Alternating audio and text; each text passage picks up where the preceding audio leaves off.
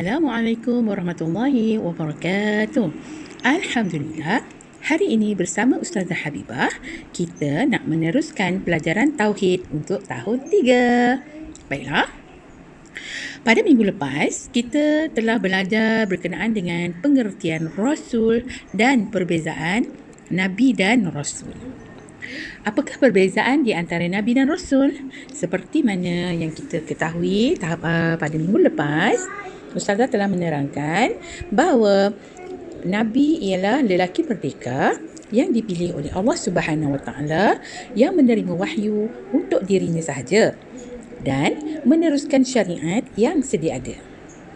Manakala Rasul pula ialah lelaki merdeka yang dipilih oleh Allah Subhanahu Wa Taala yang menerima wahyu dan diperintahkan untuk menyampaikan kepada umatnya. Okay.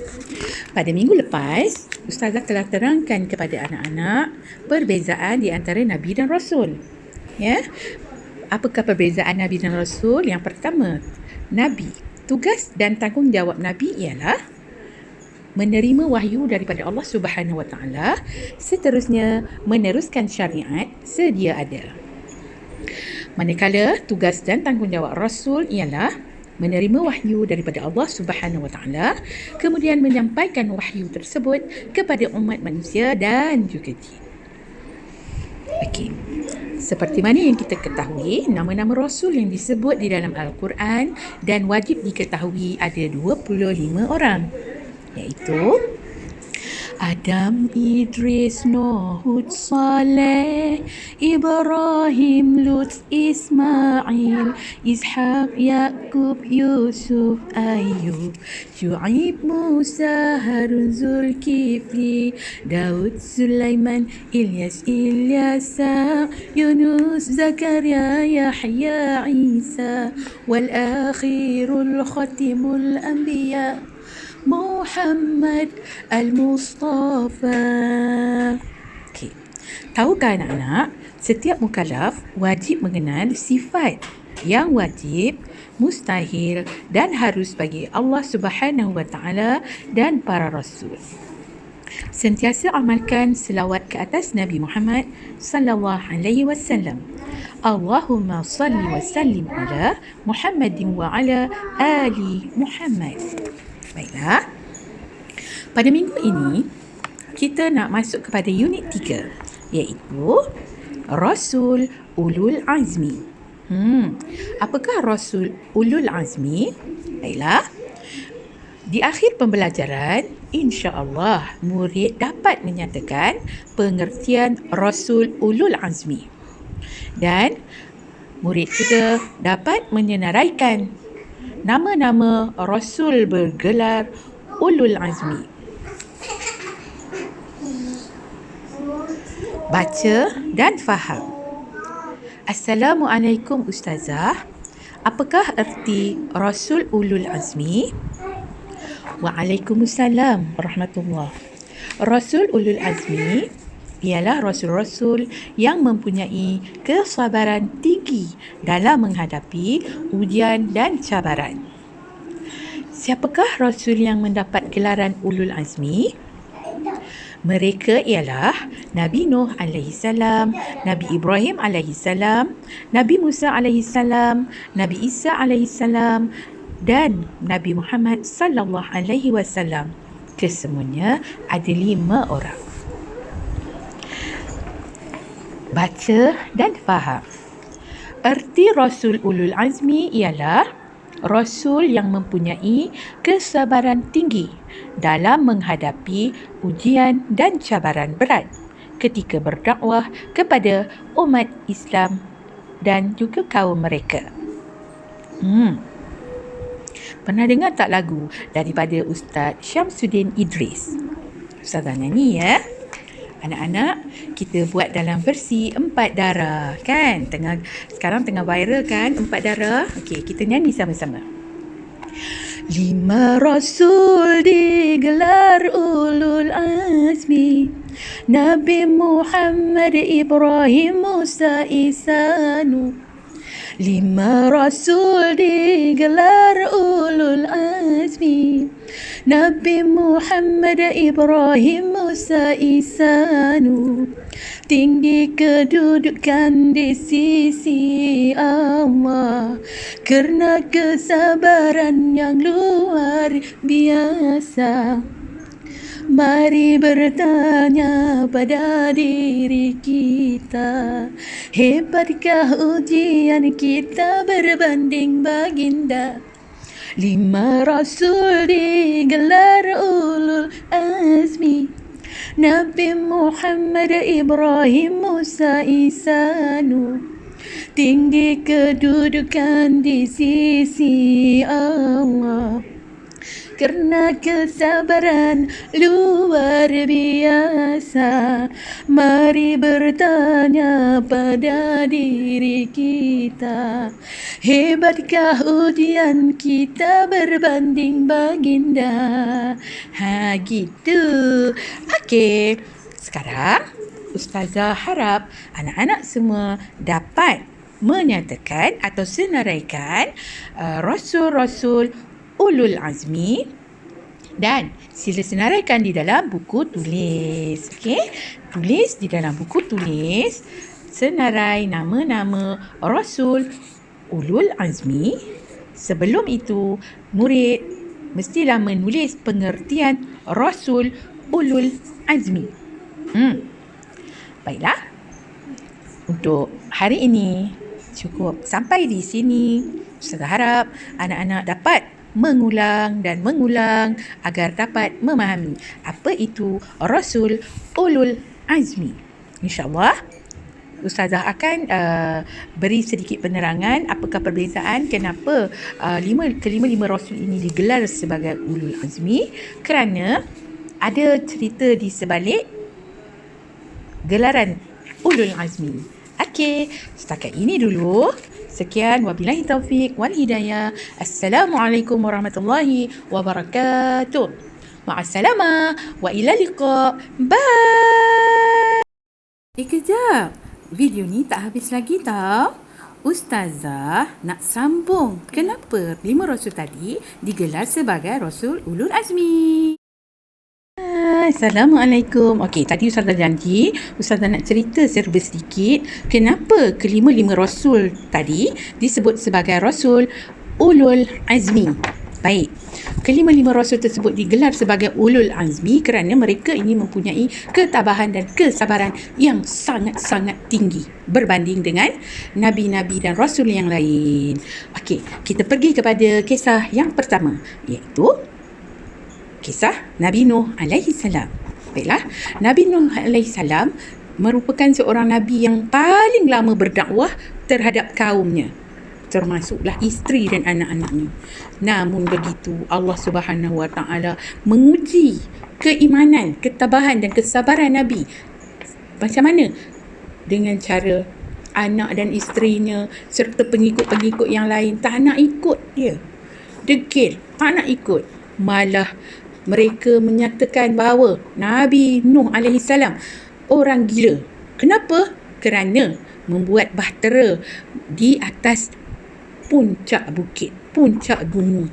Masya Allah, subhanallah. Sabarnya Nabi Nuh. Sebab apa? Kenapa dia nak buat kapal bahtera yang besar dekat atas puncak bukit?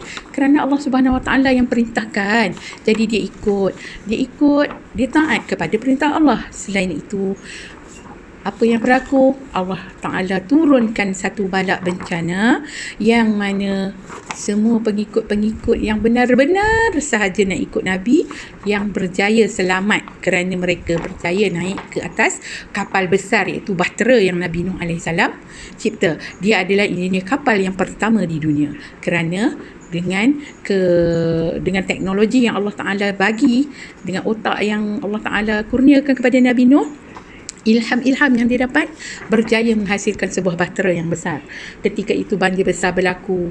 Subhanallah. Yang selamat hanyalah orang-orang dan juga haiwan-haiwan yang terpilih dinaikkan di atas kapal, di atas bahtera. Sedangkan isteri dan anak-anak baginda semua maut, mati ditelan banjir besar.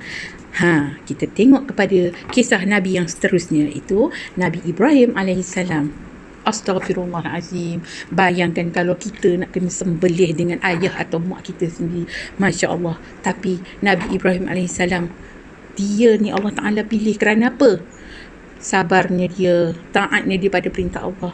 Apabila Allah suruh dia sembelih anak dia sendiri, iaitu Nabi Ismail alaihissalam.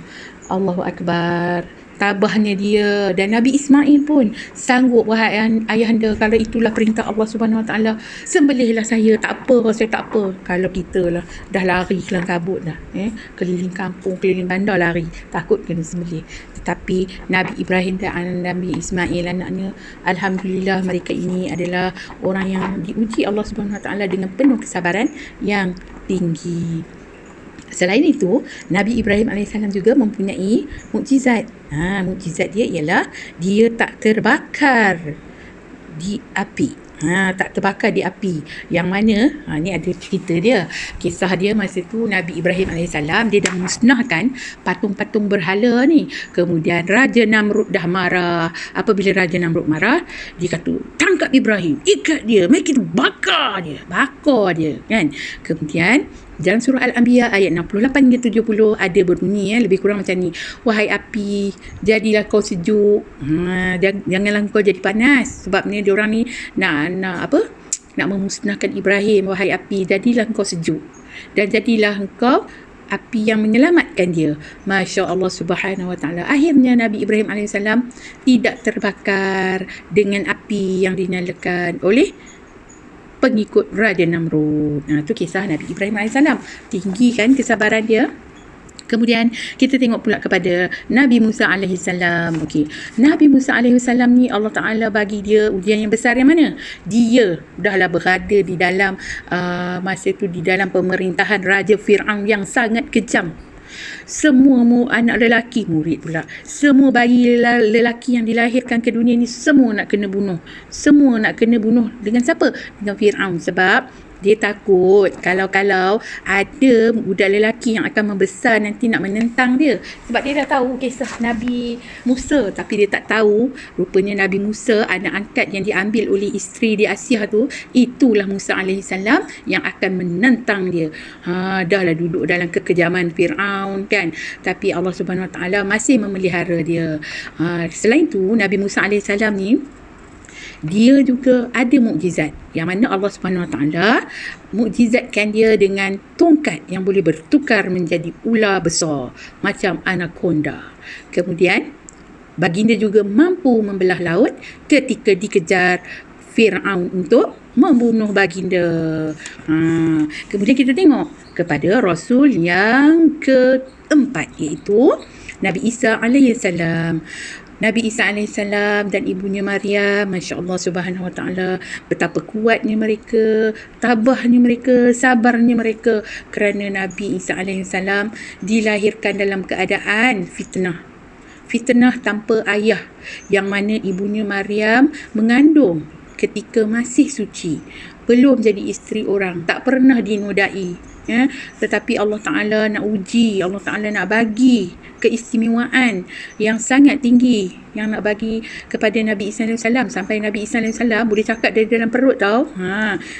Itu salah satu dia. Apa mukjizat lain? Mukjizat yang lain, Nabi Isa AS menerima kitab Injil. Dan yang paling Masya Allah Subhanallah, ini adalah kekuasaan Allah Subhanahu Wa Taala. Allah Ta'ala mukjizatkan Nabi Isa AS, yang mana beliau pula baginda mampu sembuhkan orang sakit, iaitu orang buta. Bahkan orang yang mati boleh hidupkan semula. Masya Allah Subhanallah. Itu adalah kekuasaan Allah Subhanahu Wa Taala nak menunjukkan bahawa Nabi Isa AS adalah Nabi dan Rasul yang Allah pilih. Dan seterusnya Nabi Muhammad sallallahu alaihi wasallam, Nabi akhir zaman, Nabi akhir dunia, Nabi yang terakhir di kalangan Nabi-Nabi dan Rasul yang Allah pilih. Yang mana Nabi ni daripada lahir ni dah jadi anak yatim. Kemudian masa dia kecil, hati hitam dia pun sudah dibersihkan. Masya Allah, subhanallah. Terlalu banyak dugaan dan hinaan yang Nabi terpaksa tempuh. Sampai budak-budak pun sanggup baling batu dekat dia. Masya Allah, kesian dekat Nabi kan. Tapi Nabi seorang yang kuat, Nabi seorang yang tabah, baginda seorang yang kuat. Apa mukjizat yang Nabi dapat? Mukjizat atau kelebihan yang Allah Subhanahu Wa Taala beri pada Nabi ialah Nabi boleh membelah bulan. Nanti bila kamu naik Darjah 4 akan ada sirah kisah Nabi belah bulan. Kemudian Nabi juga mampu mengeluarkan air dari celah jarinya. Makanan yang sedikit boleh jadi banyak. Itu semua antara keistimewaan dan mukjizat yang Nabi Muhammad sallallahu alaihi wasallam dapat. Dan yang paling istimewa is Nabi Muhammad sallallahu alaihi wasallam dimukjizatkan dengan Al-Quran.